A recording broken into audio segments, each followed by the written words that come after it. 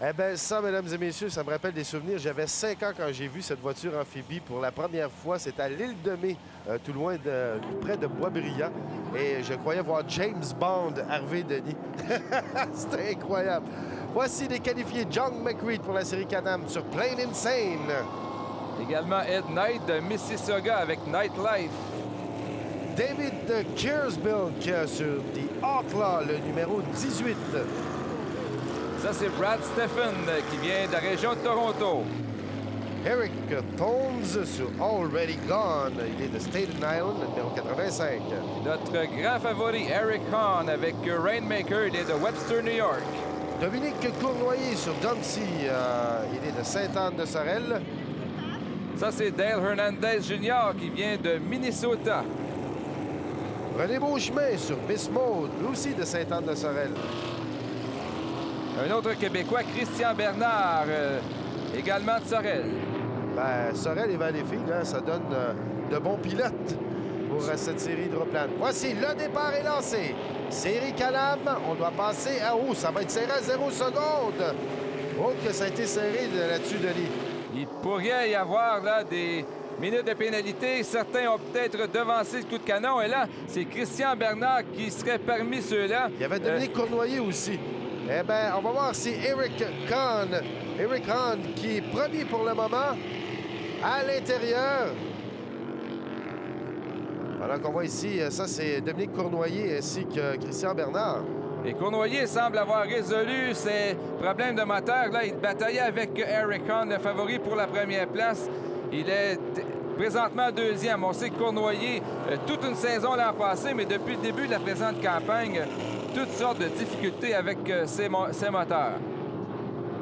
Ah, quoi qu'il en soit, voici donc Eric Hahn. J'avais vu Dale Hernandez avec son Conquistador. Ah ben le voici, Dale Hernandez Junior qui a fait la toute allure.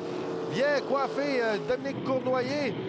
Ah ben celui-là est sorti de nulle part. Hein? Très je l'avais vu étonnant. au départ, je l'ai perdu à un moment donné dans la course. Et le voici qui retourne en force. Et même, il bataille avec Eric Hahn pour la première place. Et ça, c'est toute une surprise. Hernandez, qui habituellement navigue dans les 4e, 5e positions. Et là, il a dépassé Cournoyer. Il bataille avec Hahn pour la position de tête. Il a tenté un dépassement sur Hahn par l'extérieur. Mais il en faut... beaucoup. Ça, c'est Ed Knight sur son Nightlife. Et on peut voir un peu là, ce que ça donne, cette vision avec notre caméra à bord. Et assez incroyable. Hein? Ça brasse beaucoup dans ces embarcations Can-Am. On n'est pas attaché dans les embarcations. Aucune protection, contrairement aux hydroplanes. Alors, il faut se tenir là, bien solide après le volant. C'est ce qu'on appelle des bateaux à fond plat. Donc, c'est différent. Là. Faut du 2,5 litres, du 5 litres et du Grand Prix. Exactement. On négocie des tournants avec des plaques stabilisatrices, dis-je bien, oui. Et le comportement est complètement différent des hydroplanes. Alors, on peut voir toujours ici Ed Knight, pendant que Eric Hahn mène cette course encore et toujours. Celui-là, tout comme Mike Monahan en 2,5 litres, domine sa classe et de très loin. Il est toujours suivi de Dale Hernandez qui lui fait une belle lutte. Là. Il ne lâche pas. Il vient de Saint-Paul au Minnesota, alors qu'on voit Cournoyer toujours 3e. Là, est-ce que Eric Hahn ménage un peu sa monture? Il faut se le demander, puisqu'il est vraiment plus rapide que Hernandez. Et là, c'est très étonnant, encore une fois, de voir aller Dale Hernandez. Et là, Dale Hernandez, pour la deuxième fois, tente un dépassement vers l'extérieur, mais c'est très difficile, un dépassement à l'extérieur, surtout dans ces séries hydroplanes. C'est quasiment impossible. Hein, surtout dans la baie de Burlington. C'est une baie très ouverte et des conditions extrêmement difficiles. Le moindrement qu'il y a un peu de vent, les vagues sont très menaçantes. Et d'ailleurs, lors de la journée de samedi, la journée d'hier, plusieurs épreuves ont été cancellées puisque les conditions étaient abominables sur le plan d'eau. Alors, on peut... Qui décide à ce moment-là? C'est les organisateurs qui décident carrément ou ce sont les coureurs qui, en espèce de regroupement, décident qu'on n'y va pas? Là? De concert, les arbitres qui demandent l'opinion des coureurs. On va voir sur le parcours et si c'est trop difficile, on ne tient pas d'épreuve. Alors, voici Eric Hahn, le gagnant de la série Can-Am. Et, ma foi, c'est Dominique Cournoyer, mais... On sait que Dominique Cournoyer a été pénalisé. Donc, c'est Dale Hernandez qui est deuxième, Eric Hahn premier, René Beauchemin troisième sur Miss Maude, John McReed quatrième. Voici le vainqueur, Eric Hahn. Ah ben, il domine au cumulatif. Il est suivi de John McRae et de René Beauchemin en 3e place. Ed Knight est 4e. Cette série Export et Hydroplane se poursuit après la pause avec les grands garçons, la série Grand Prix. Alors, nous voici de retour dans la baie de Burlington pendant qu'on voit ici Jean Théoret déposer son hydroplane et on va rejoindre Denis Bourbonnais pour la chronique hydrophile Stanley Proto. Le travail d'une équipe de course ne se limite pas seulement aux performances du pilote et de l'embarcation sur l'eau. Une somme de travail considérable est réalisée entre 2 courses dans les puits de ravitaillement et c'est le sujet de notre reportage Stanley Proto de cette semaine.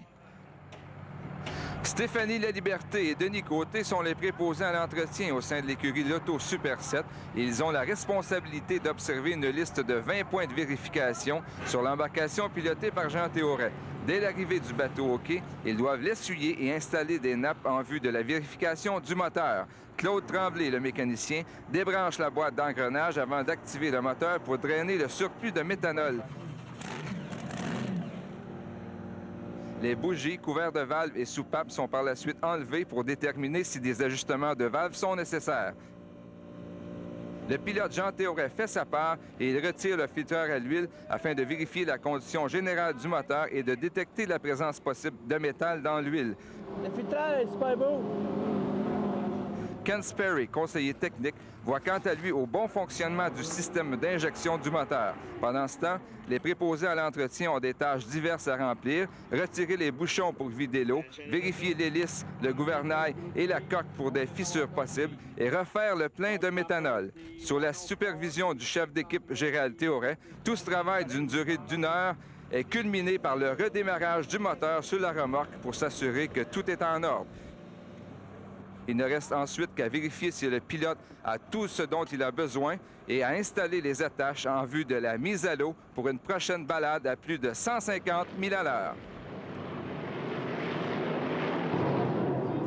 Eh bien oui, beaucoup de monde aux abords de la baie de Burlington pour voir nos qualifiés Claude Bergeron sur The Gator, le GP34. Guy Verdon avec Pavage Chenaille de Daniel Mercier. Favori, Jimmy King, l'an dernier gagnant de la série Exportée sur Pleasure Shaker. Évidemment, le favori chez les Québécois, Jean Théoret avec le Super 7 Casino de Montréal. Et Jean Blanchet, Enterprise 2, il est de Vanier, Québec. Ça, c'est Todd Resch de la région de Buffalo avec Lane Automotive. Todd Kropfeld sur Philly Finish, il est de Cincinnati. L'autre frère Blanchette Alain avec l'Express de la région de Québec. Eh bien, dès le départ, Claude Bergeron qui ne réussit pas du tout à partir la machine. Voilà, c'est parti. On doit passer à 0 secondes. On met là. Il y a beaucoup de gens qui ont passé avant le 0 secondes. Moi, j'ai Régent Blanchet, Alain Blanchet, Scott Kropfeld et Guy Verdon. En tout cas, de ce que j'ai vu, c'est énorme, ça. Quoi qu'il en soit, c'est Jean Théoret. Est-ce qu'il est premier avec Jimmy King? Et malgré tout, là, c'est King qui a pris à l'intérieur, qui a pris les devants, et Jean Théoret est derrière. Et ma foi, ça va pas très bien là pour Jean Théoret. Et voilà. Qui glisse vers sa gauche. Quelle saison de misère pour Jean Théoret, c'est incroyable. Alors, qu'est-ce qui est arrivé dans le cas de Théoret? Possiblement un bris d'équipement. On voit que c'est pas nécessairement le moteur. Et là, pendant ce temps-là, Jimmy King lui file loin en avant. Il est seul de son camp. Jimmy King, qui, on le sait, possède un moteur Chrysler. Et ce n'est pas le cas des autres concurrents. Il est l'un des seuls, sinon le seul. C'est le seul. Et il a gagné avec ce moteur Chrysler l'an passé le championnat de la saison. Mécanique très, très fiable. C'est un peu moins fiable cette année. Mais là, on file là à plus de 140 000 à l'heure dans le cas du Pleasure Seeker et de Jimmy King. Il a une avance là sur, en première place très considérable sur Todd Resch. Todd Resch. Et on sait que Jimmy King, qui n'a pas participé aux régates de Ville-Marie en raison de problèmes de moteur, eh bien là, il prend une sérieuse option là, pour la première place au cumulatif. Ça va très bien pour lui. Mais c'est Jean Théoret. Quelle saison, moi, je n'en reviens pas. Très vive déception. On s'attendait là à tout un duel entre Théoret et King. On sait que King a dû manquer les régates de Ville-Marie. Là, c'était la course-revanche entre les deux. Et Théoret, avec un bris d'équipement, on dit que c'est possiblement le gouvernail là, qui aurait plié. Il a dû rentrer à l'intérieur du parcours. Et là, Jimmy King est tout seul, ma foi. Et lors des qualifications, justement, Théoret avait été plus rapide que King avec 206,1 km de moyenne, alors que King avait fait 189,4. Et voilà qu'en finale, il n'y a pas d'affrontement entre les deux. C'est pas la puissance qui manque chez Théoret, au contraire. On a vu ça, c'est Guy Verdon. On a vu Todd Quapfel tout à l'heure qui était derrière Jimmy King. Et lui, Verdon, Verdon... le problème, c'est que on a 4 Verdon, Quapfel, des frères Blanchet qui seraient pénalisés en raison de mauvais départ. Et malgré tout ça, malgré la minute de pénalité qui serait imposée, en raison d'une série d'abandons, dont Claude Bergeron, Verdon là, terminerait 3e malgré tout. Alors voilà, victoire pour Jimmy King ici à Hamilton. Et la surprise, Guy Verdon termine 3e malgré la minute de pénalité. On le rejoint avec Denis. J'étais au 5e ligne au départ.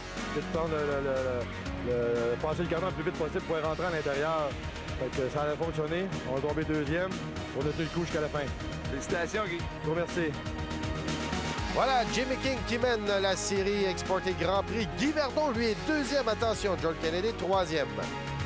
La série Hydroplane vous a été présentée par Hi-Tech. Hi-Tech, c'est clair comme le jour. Et par les outils industriels Stanley Proto. Et par Exporté.